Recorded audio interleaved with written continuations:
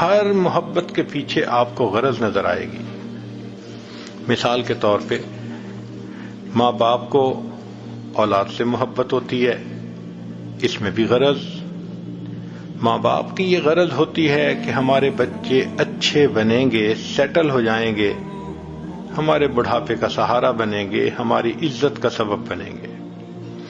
اولاد کے دل میں یہ ہوتی ہے طلب کہ ماں باپ خرچ کریں گے، پڑھائیں گے تو ہم اچھے انسان بن سکیں گے۔ تو دونوں طرف طلب ہے۔ میاں اور بیوی دونوں کو ایک دوسرے کی ضرورت ہے، بیوی خاوند کی ضرورت ہے، خاوند بیوی کی ضرورت ہے۔ استاد اور شاگرد کو دیکھ لیجئے، استاد پڑھاتا ہے کہ اس کے بدلے مجھے کچھ ماہانہ ملے گا، شاگرد پڑھتا ہے کہ استاد کے پڑھانے سے میرے گریڈ اچھے آ جائیں گے۔ تو ہر جگہ آپ کو کوئی نہ کوئی مطلب نظر آئے گا، حتیٰ کہ پیر مرید کا تعلق بھی مطلب کا تعلق ہے۔ وہ کیسے؟ مرید کا مطلب یہ ہوتا ہے کہ میری تربیت ہو، میں اچھا انسان بن سکوں، اور شیخ کی یہ نیت ہوتی ہے کہ اگر یہ اچھا انسان بن گیا اللہ مجھ سے راضی ہو جائیں گے۔ تو مطلب تو ہے، چاہے دنیا کا ہو چاہے دین کا ہو۔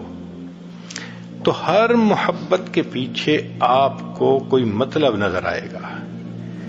کائنات میں ایک محبت ایسی ہے جس کے پیچھے کوئی مطلب نہیں، کوئی غرض نہیں، وہ بے غرض محبت ہے، اور وہ محبت اللہ کو اپنے بندوں کے ساتھ ہے۔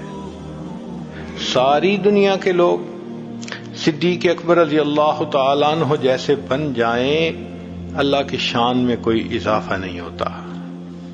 ساری دنیا کے لوگ فرعون کی طرح بدبخت بن جائیں، اللہ کی شان میں کوئی کمی نہیں آتی۔ اللہ کی عبادت کے لیے فرشتے بہت ہیں۔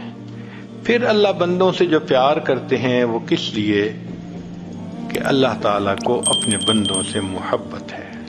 حدیث قدسی ہے، فرمایا اے میرے بندے، کل یریدک لنفسہ وانا اریدک لک، ہر کوئی تجھ سے اپنے لیے محبت کرتا ہے، میں تجھ سے تیرے لیے محبت کرتا ہوں۔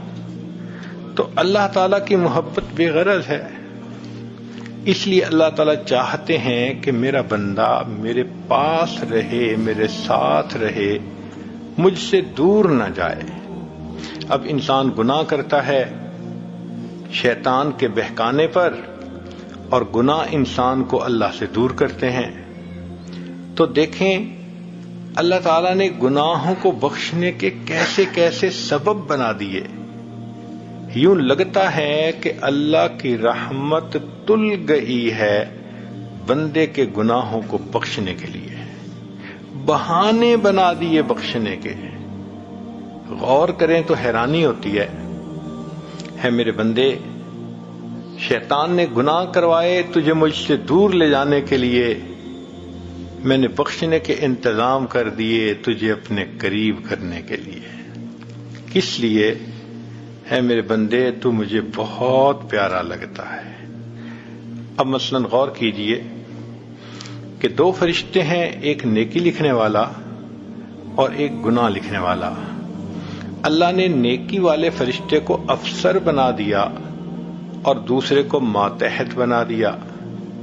جب بندہ نیکی کا ارادہ کرتا ہے تو نیکی کا فرشتہ فوراً ارادہ کرنے پر بھی ایک نیکی لکھ دیتا ہے،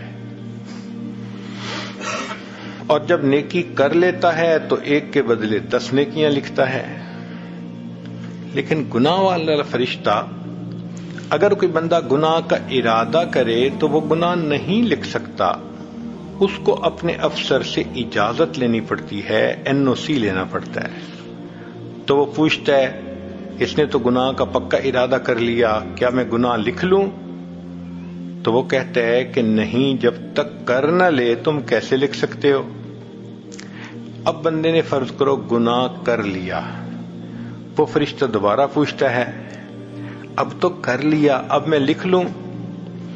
تو اس کا افسر اس کو کہتا ہے تمہیں کیا جلدی پڑی ہے، ہو سکتا ہے یہ توبہ کر لے، دل میں نادم ہو، شرمندہ ہو، اور اللہ اس کو معاف کر دیں، تو تم جو لکھ کے کاٹو گے، کیا ضرورت ہے ایسا کرنے کی؟ انتظار کر لو۔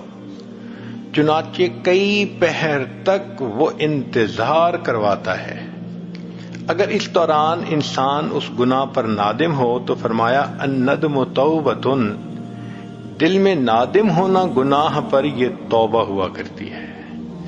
اللہ دل کی ندامت کر گناہ کو معاف فرما دیتے ہیں۔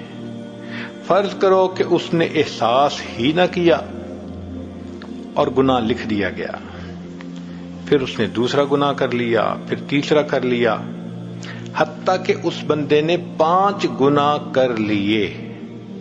اس کے بعد اگر وہ کوئی نیکی کرتا ہے تو نیکی والا فرشتہ اس کو کہتا ہے کہ سنو، اللہ کا قانون ہے من جاء بالحسنۃ فلہ عشر امثالھا، کہ جو بندہ ایک نیکی لائے گا ہم 10 گنا اجر دیں گے۔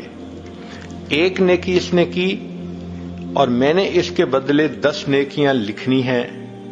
میں 10 نیکیاں نہیں لکھتا، تم 5 گنا مٹا دو اور باقی 5 نیکیاں اس کی میں انٹری کر دیتا ہوں۔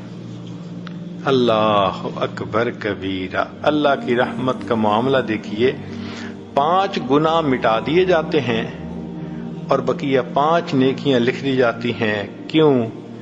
اے میرے بندے، تو مجھے بہت پیارا لگتا ہے۔